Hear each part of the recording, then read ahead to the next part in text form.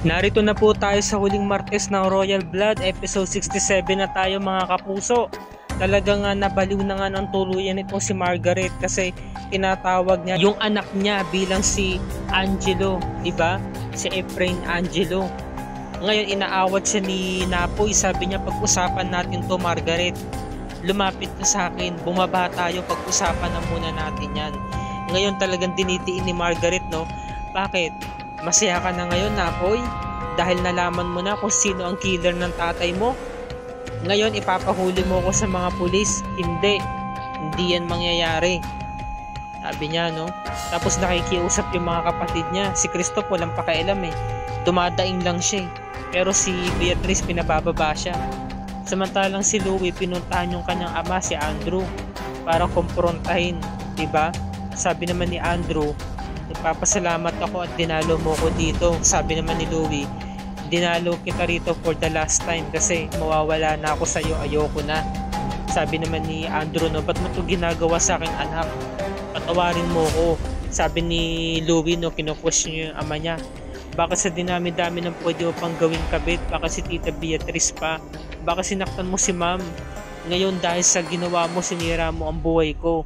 Ikaw may kagawa na lahat ng to kung bakit itataboy na ako ni Ma'am ngayon, hindi niya na ako pwede mahalin. Samantalang si Margaret, talagang nawawala na talaga siya ng pag-asa, no, umaatras siya kasi si Napoy lumalapit. Sabi niya, wala na rin nagmamahal sa kanya, wala na rin nag-iintindi sa kanya, si Dad. Talagang napakasama ng pag-uugali niya. Siya ang nag-udyok kung bakit siya naging masama, siya ang dahilan kung bakit niya nagawa to. Hanggang sa yung takong niya, no, talagang natisod na siya eh, di ba? Bigla na siyang nalaglag.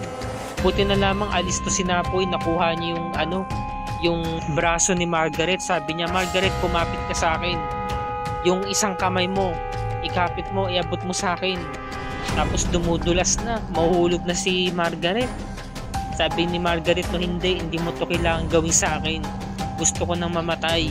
Ito ang nararapat para sa akin. Dahil wala naman talagang nagkikira sa akin eh. Wala nagmamahal sa akin. Sabi naman ni Andrew, mahal na mahal ko ang mami mo, hindi sa kanya naniniwala si Louie. Samantala nagkakagulo na sila. Ayan, no. Nagkakagulo na talaga sila at talaga nakikiusap si Napoy na iabot ni Margaret yung kanyang mga kamay. Ito namang si Manang Cleope umalis. Pinuntahan yung loob ng bahay para umakyat sa rooftop upang pakalmahin ni Manang Cleope si Margaret. Sabi niya, gugustuhin mo ba na makita ito ng anak mo? Dala-dala niyo yung golden angel na figurine. Samantalang si Andrew pinagtapat nga niya na ikaw pinunan mo yung kawalan niya ng anak. Ikaw ang pumalis sa anak niya bilang si Efrain Angelo. Pero ako, hindi ko kailanman napantayan si Efrain. Si Efrain na mas mahal ng mami mo, hindi ako. Ako, minahal ko ang nanay mo. Mahal na mahal ko siya. Sabi naman ni Louie, no, hindi totoo yan. I hate you, I really hate you. Sabi niya, no, iniwan niya na to si Andrew at galit na galit si Louie. Samantalang si Margaret nahimasmasan kasi nakita niya yung anak niya dala-dala ni Cleope. Inabot niya yung kamay niya kay Napoy. Kaya si Napoy naiangat itong si Margaret at nakahingan na nga sila ng maluwag yung mga nasa ibaba. Sa wakas nailigtas na ni Napoy itong si Margaret. Yakap-yakap niyo. Samantalang niyakap agad siya ni Cleope at inabot nga sa kanya yung sanggol na inaakala ni Margaret totoo. Nakakaawa naman si Margaret mga kapuso kasi natuluyan na talaga siya. Nabaliw pala siya dito sa Royal Blood. Habang umiiyak siya, bit niya yung kanyang anak, karga-karga niya at niyayakap siya ni Manang Cleope. Nagpasalamat si Manang Cleope kay Napoy sa pamamagitan ng pagtango. Samantalang itong si Margaret umiiyak talaga siya. Ito namang si Louie nakauwi na nga at nadatnan niya itong si Anne mismo ang sumalubong sa kanya. Sabi niya, bakit anong nangyari ito sa Royal Estate? Anong kaguluhan meron dito? Ba't ang daming pulis? Sabi ni huli na kayo sir. Nakitaan po kasi ng mga ebidensya ang mami mo. Si Mami Margaret ang tinuturong salarin ng mga pulis. Siya ang pumatay sa lolo Gustavo mo. What? Paano nangyari yun? Hindi ako makapaniwala, hindi talaga siya makapaniwala kasi mami niya yun eh. Diba? So ito naman yung mga katulong pinag-uusapan nila na si Margaret pala ang killer. Sabi naman ni Jenny, akalain mo yun na si Margaret pala ang killer.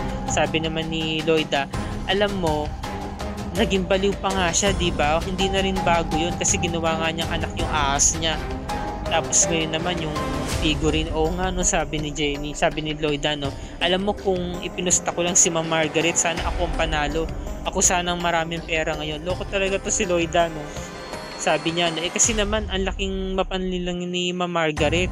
Talagang nauto niya tayo sa pagiging banal niya, sabi niya. Samantalang nasa hospital na nga to si Margaret at bit-bit pa rin yung sanggol. Bigla siyang pinuntahan ni Louie at niyakap siya. Sabi niya, ma'am, sabi naman ni Margaret, no, sino tong batang lalaking to? Hindi kita kilala. Ma'am, ako po ito si Louie, ang anak nyo. No, hindi kita anak. Itong anak ko, si Efrain Angelo. Itong yakap-yakap ko. Tapos, hindi siya nauunawaan ni Margaret, no, nagpapaliwanag si Louie. So, pinaalis muna siya ni Cleope. Dinala muna si Louie sa labas para para nga naman mapag-isa itong si Margaret. Kasi naguguluhan talaga siya. Ngayon, nung paglabas naman ni Cleope sa ni Louie, sinundan naman ito ni Margaret. Sabi niya, Louie, ngayon naharang siya ni Nanapoy, Beatrice, Diana, sa ni Christoph. Pumasok yung apat para kumprontahin nga si Margaret. Tinanong ni Napoy, diretsahan, sabi niya, Margaret, bakit mo pinatay si tatay? Diba? So nagulat si Margaret at bigla na lamang siyang umupo. Nagulat siya, bakit ganun yung tanong sa kanya? Diba, si Napoy? Ngayon sabi naman ni Margaret, dahil masama siya, sabi niya, no? At pinagtapat na rin ni Margaret na meron siyang kakuntsaba, meron siyang accomplice. Dalawa silang pumaslang kay Gustavo Royales, kaya nagulat silang lahat eh. Nalaman nila na dalawa pala ang huling killer ni Gustavo. Tapos sabi niya, no, gusto niyo bang malaman kung sino ang accomplice ko? Okay, sasabihin ko na. Walang iba kundi si Efrain. Sinabi niya, no, talagang nababaliw na talaga siya. Talagang hindi sila makapaniwala na binanggit ni Margaret yun, di ba? So malinaw talaga na nawawala na talaga sa katinuan itong si Margaret. Pero si Napoy talagang malalim yung iniisip niya eh. Talagang naniniwala siya sa sinabi ni Margaret kasi kitang-kita niya sa mga mata nito na matino siyang kausap at nagsasabi ito ng katotohanan. Kaya ang pumapasok tuloy sa isipan ni Napoy, talagang dalawa ang pumatay kay Gustavo nitong huli. Diba? Kasi nahiwagaan siya eh. Talagang kinilabutan siya sa mga sinabi nga ni Margaret. Si Margaret nga talagang niyayapos pa rin yung anak niya, diba? Kasi ang tingin nga niya doon sa figurine na talagang yakap-yakap na is yung anak nila ni Efrain. Samantala ito namang si Andrew, nakipag-meet siya sa abogado, yung abogado ng mga Royales. Sabi naman ng abogada, matibay kasi mga ebidensyang hawak ni Beatrice sa'yo, so hindi natin ito masasagot kung makakalusot ka sa kasong isinampa niya sa iyo. Samantala nakita niya na dinala na nga ng patrol car itong si Margaret papuntang police station. Sabi niya, bakit nandito si Margaret? Kalagan niyo siya, wala siyang kasalanan. Sabi pinaliwanag na nung attorney na lahat nga ng mga ebidensya nakuha sa kanya.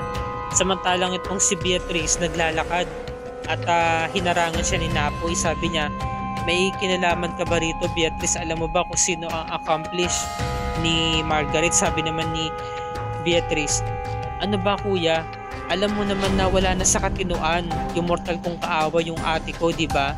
Sinabi niya na si Efrain yung accomplice niya. So, yun? Bumangon siya sa kanyang kinahimlayan para pagtulungan nilang patayin si Dad. Samantalang itong si Andrew, talagang nagwawala siya, no? Sabi niya, ako na lang po ang hulihin ninyo. Ako ang may kasalanan, ako ang pumatay kay Dad. Ako na nga yung sumaksak sa kanya, diba? Hindi lang natuloy kasi nabuhay siya. Kaya nung nalaman kong nabuhay siya, nilason ko siya, sabi nung attorney, no? Huwag mo akusahan ng sarili mo, Mr. Castor. Sabi naman ni Sargento Queenie, Umamin na po ang asawa nyo, Mr. Castor, at nakitaan din mula sa forensic report yung fingerprint mula doon sa may wine. Nagmatch din siya sa may syringe na hawak niya mismo. So nangyari, nagwala si Andrew, kinuha niya yung baril ng pulis at nag-agawan sila. At nabaril nga ni Andrew ang kanyang sarili, tumama rito sa may kanang dibdib. Umiiyak si Margaret dahil nanunumbalik sa kanya yung alaala na pinatay si Efren. Ang tingin niya nga talaga kay Andrew ay si Efren, di ba? So totoo nga sinasabi ni Andrew. Ginawa lang talaga siyang panakip butas. Kaya lang talaga inasawa ni Margaret si Andrew para nga naman magkaroon siya ng anak na lalaki, si Louie nga, di ba? Kaya mahal naman niya si Louie kasi ang turing niya rito ito yung batang nawala sa kanya, di ba, yung namatay. Kaya iyak talaga na iyak kong si Margaret. So alam na natin, patay pala rito si Andrew sa Royal Blood. At ito yung mga dapat natin pakatutukan bukas, mga kapuso. Huling Miyerkules na to, September 20, 2023. Nalaman na nga nito ni Louie na patay na yung kanyang ama at nahihirapan ng mga katulong kung paano nila ito sabihin kasi nag-uusap sila. Narinig sila ni Louie sa may kusina. Samantalang tong si Laura ay pinuntahan si Diana upang ibalita na kinidnap ni Christoph ang anak niya, si Archie. Pinuntahan agad dito ni Diana para iligtas ang anak niya. Ngunit nadatnan sila ni Christoph at kinuha nga si Diana para isakay sa may sasakyan. So umalis sila, Hinostage niya yung asawa niya at nalaman ito ni Napoy kaya hinahabol niya. Ngayon, sabi naman ni Manang Cleope, kailan ba matatapos ang gulo sa pamilyang to? Pamilya Royales, sabi naman ni Emil, wala namang dapat ibang sisihin kundi si Gustavo Royales.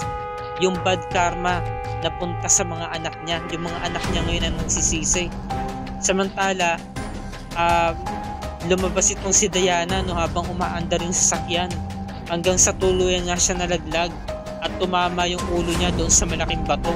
So malalaman natin, mga kapuso, kung ano ang kahinatnan ng eksenang to, ng episode na to sa Huling Miyerkules, episode 68 ng Royal Blood.